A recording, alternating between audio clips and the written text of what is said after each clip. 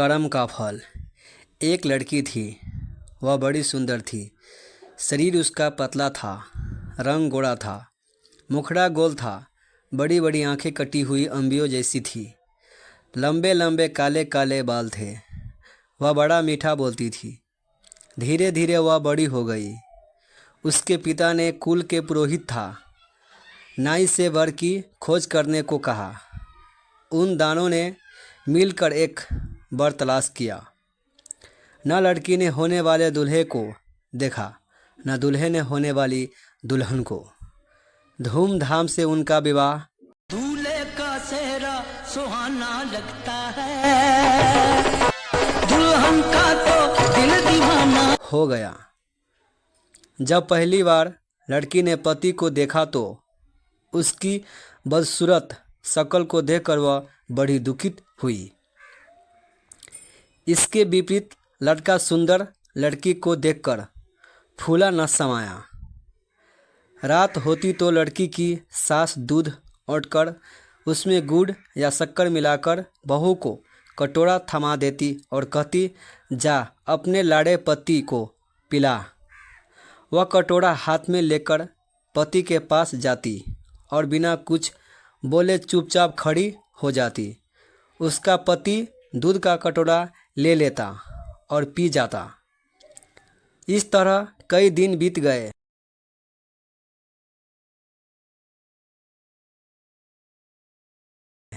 हर रोज ऐसे ही होता। एक दिन उसका पति सोचने लगा, आखिर यह बोलती क्यों नहीं। उसने निश्चय किया कि आज इसे बुलवाए बिना मानूंगा नहीं, जब तक यह कहेगी नहीं कि लो दूध पी लो, मैं इसके हाथ से कटोरा नहीं लूँगा। उस दिन रात को जब वह दूध लेकर उसके पास खड़ी हुई तो वह चुपचाप लेटा रहा। उसने कटोरा नहीं थामा। पत्नी भी कटोरे को हाथ में पकड़े खड़ी रही, कुछ बोली नहीं। बेचारी सारी रात खड़ी रही, मगर उसने मुंह नहीं खोला। उस हठीले आदमी ने भी दूध का कटोरा नहीं लिया। सुबह होने को हुई तो पति ने सोचा, इस बेचारी ने मेरे लिए कितना कष्ट सहा है। यह मेरे साथ रहकर प्रसन्न नहीं है।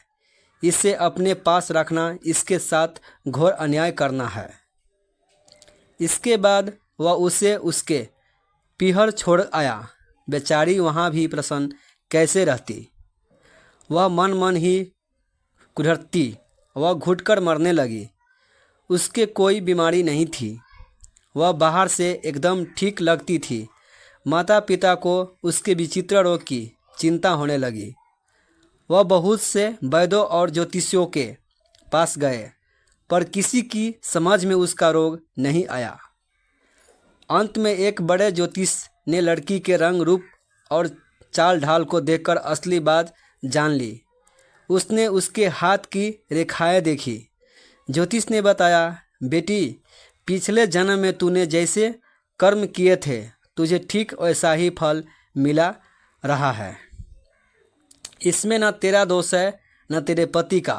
तेरे पति ने पिछले जन्म में सफ़ेद मोतियों का दान किया था और तूने ढेर सारे काले उदड़ मांगने वालों की झोलियों में डाले थे। सफ़ेद मोतियों के दान के फल से तेरे पति को सुंदर पत्नी मिली है और तुझे उर्दो जैसा बदसूरत आदमी मिला है। ऐसी हालत में तेरे लिए यही अच्छा है कि तू अपने पति के घर चली जा और मन में किसी भी प्रकार की बुरी भावना न लाए। बिना उसकी से संतोष मन में किसी भी प्रकार की बुरी भावना न लाए, बिना उसी से संतोष करो जो तुझे मिला है और आगे के लिए खूब अच्छे अच्छे काम कर। उसका फल तुझे अगले जन्म में अवश्य मिलेगा। ज्योतिष की बात उस लड़की की समझ में आ गई और वह खुश होकर अपने पति के पास चली गई। वो लोग आनंद से रहने लगे।